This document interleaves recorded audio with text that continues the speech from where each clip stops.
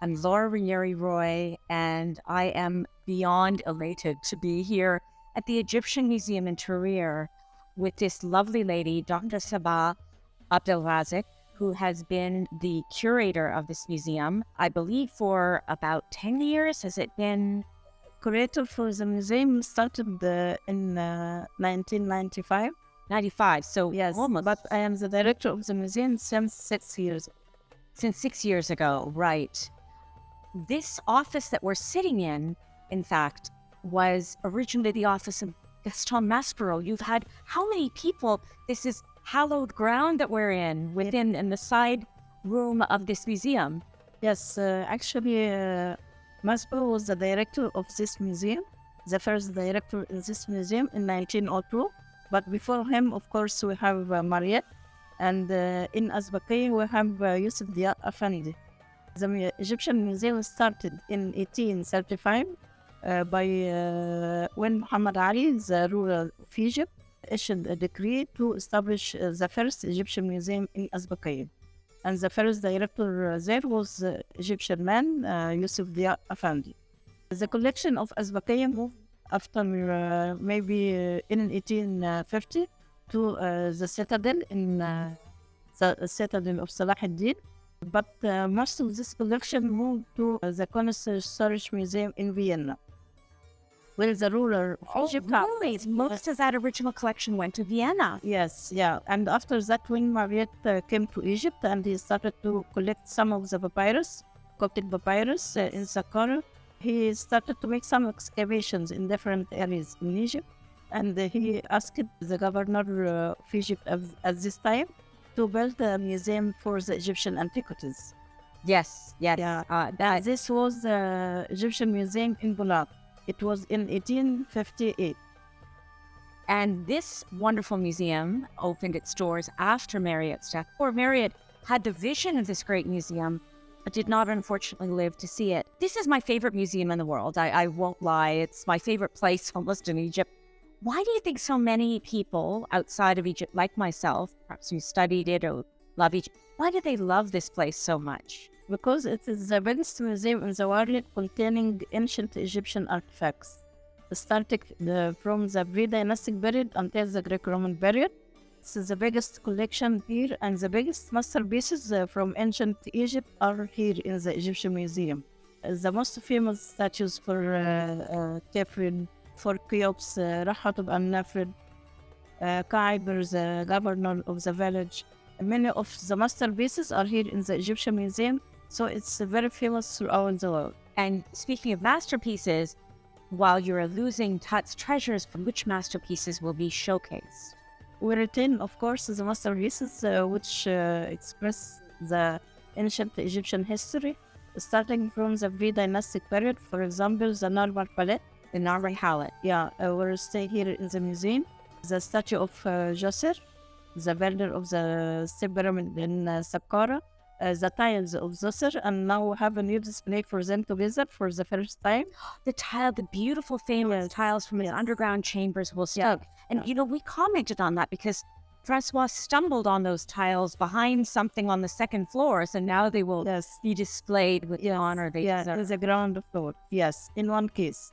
And of course, the statue of Cheops, Kefren, triads of Mykrinos, of course. We display them also in a new display. We put them in one single pedestal, the three triads in one single pedestal.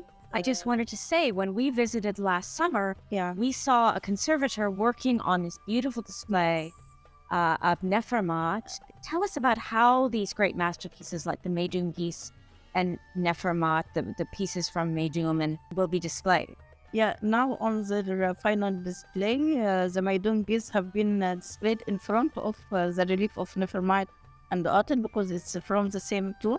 So it's displayed there with the complete scene of the Meidum piece. So we make a reconstruction of the rest of the scene, and now it's on display. And I hope that you could see it after in the museum. I will not miss it. Sure. And also we present the statue of Kaiber, or the mayor of the village, with other wooden statues in one room. Ka'apar, which is that famous wooden statue of the bald, opulent man from the village, the mayor of Balad. Yes. Right? Yes. Yeah. Yes, Man, that's yes. Yeah. It's one of the masterpieces, of course, of the museum and the oldest statue of wood. And it's the eyes are inlaid with quartz and obsidian, so it's a magnificent statue. And the eyelids are inlaid with copper, so it's a very beautiful statue. Unforgettable. One of the special experiences people coming to the museum is walking through the courtyard, which has it's a beautiful antiquities garden. What are you doing? It's under construction. What is the plan? Yes, the plan is renovating the garden of the museum and also having a new cafeteria in front of the facade of the museum. So they will come and enjoy the scene from the oldest museum in Cairo. Absolutely. Yeah. And will the statuary go back? You'll still have all of the great as an open air museum around the cafeteria? Yes, yeah, of course. We are going to keep the statue, Sphinx statue of Thutmose III and the standard bearer statues in front also of the facade of the museum.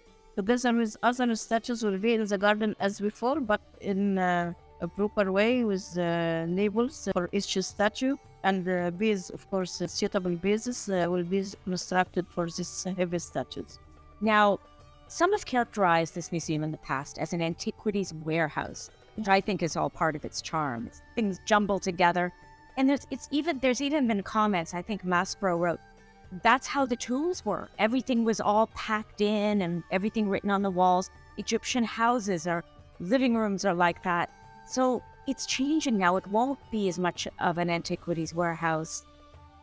Talk about how it will be configured and how the objects will be displayed a little more. I know you alluded. Yeah, we started already with the entrance galleries, with the Old Kingdom Gallery, pre-dynastic, late period, and the Greek-Roman period. We started already by displaying the object which will stay here in the Egyptian Museum. Because the others have been moved already to other museums like Jeb, Grand Egyptian Museum, Namek. So many objects have been moved from the museum. So we have a big space to proper display for the object which kept in the museum. When you go now, you could find the new display for the object. We kept, of course, the very heavy objects like sarcophagus. Of course, they are in their place, but in a proper way, and also the proper lighting for lighting the object. So you could find new display for the object inside the museum, but also with keeping the old display of the museum, because we are following the chronological order. You're still following chronologically? Yes, yeah. Yes. Still following better lighting. Yeah. And also we're still keeping the old showcases, the historical showcase of the museum. Just keeping the old showcases. Yes, to keep the museum identity for the visitor, because it's known all over the world with these showcases, with its decoration on the walls, with the authentic color also. We get the authentic color of the museum when it was in 1902. When you go to the museum, you will see the authentic colors. Now, there have been so many recent discoveries. You talk about some pieces are leaving for the various museums, but we've had everything from massive sarcophagi to beautiful statuary, mummies found at Saqqara, Giza, Luxor. What is coming here? Are there any notable pieces or collections that you're receiving today from those new excavations? We received already 2 coffins from Saqqara, and also some of the bronze statues from Saqqara discovered recently also come to the museum. And also for the new display in the museum, we bring some objects from the magazines, because we have a lot of objects in our magazine. You talk your basement? Yes, the basement and also the 3rd floor. Have you been able to find boxes of treasures? I've heard like Howard Carter's forgotten box. Look, it's from Carter. We haven't opened it since 1923 or something. Tell us any stories about finding things in your basement or your 3rd floor. Yes, in the basement we started in 2004 to open all the boxes which started in the basement since the beginning of the museum. So we make actually excavation in the basement. Yes, it was maybe more than 100 years past, and with this object stored in the basement, like a statue for Bita Hattab, and now it's in Imhotep Museum. It's not a statue Tahotep, but you gave it. Yes, in Kutub, yeah. Okay. And also tiles from the faience tiles from Saqqara pyramid, dismantled the faience tiles, and they took it to Imhotep Museum and built it there in a wall. And wooden statues, very beautiful wooden statues, relief of Meron Bata from his palace in Memphis. So we found many beautiful objects in the basement while making excavation in the boxes in the basement. Wonderful. You are the second female curator of this museum, is that right? Or have there been a few that you're stepping into the footsteps of Wafa Al-Sadi? Yes? Yes, after Dr. Wafa, I'm the second, but before Dr. Wafa, we have Dr. Daya Abu Ghazi. She was the director of the library. And we have Madame Mrs. Suhair Sawi. Also, she was the director for about 3 months. And after that, Dr. Wafa, Madame Salwa, Madame Sumaya, and me. Well, that's very few numbers in the long history of this museum. How does being a woman, a Muslim woman, a girl from Aswan, I understand it, how does it feel being in charge of this great museum? What is your journey to get here? I started working here since more than 25 years ago as assistant curator in the Greco-Roman section. After that, I was in charge of the basement object, starting to make the inventory. Oh, you were in charge Yes. of the basement? Yeah. No one knows the basement like you. You spent your whole career looking through those boxes. I spent most of my career in the basement to register the object, documenting them, and also making excavations actually in the basement. After that, I appointed in 2016 deputy director for archaeological affairs, and in September 2016, appointed as the general director of the museum. Of course, I have the honor to be the general director of this museum. I worked here for most of my life. I worked here. I started from as assistant curator until I promoted, and I was responsible for many responsibility in the museums. I know most of the objects which are on display, and also the object which in the magazines of the museum. She knows all of the objects behind the scenes like no one else does. That's crazy. Do you remember as a little girl or whatever age you were that you first came into this museum? Remember how it felt and what really struck you? From the beginning, the facade of the museum actually is attracting me because it's a very beautiful facade. So this was the first. And after that, when I got through the museum, the statue of Kefren, I like this statue very much. Well, my last question, one of my last questions is, you're losing the Tutankhamun treasures, but there are other spectacular treasures that will be the reason people come and see this museum. There's so many reasons. Talk about your star attractions right now. They're actually the treasures of Tanis. This treasure discovered in 1914 by the French Egyptologist Pierre Montier. 1939, just before the break of the war. Yeah, so it didn't take its celebrity like Tutankhamun treasure, but it deserved to have this famous attraction because it contains also golden masks, not only one mask, but 4 golden masks, silver coffins, very beautiful silver coffin of King Sosenis. So silver is more expensive. Yes, and it's more rare and valuable. Yes, yeah. Very beautiful jewelry, beautiful vessels made of gold and silver. There's also the wonderful great-grandparents of Tutankhamun, right? Yeah.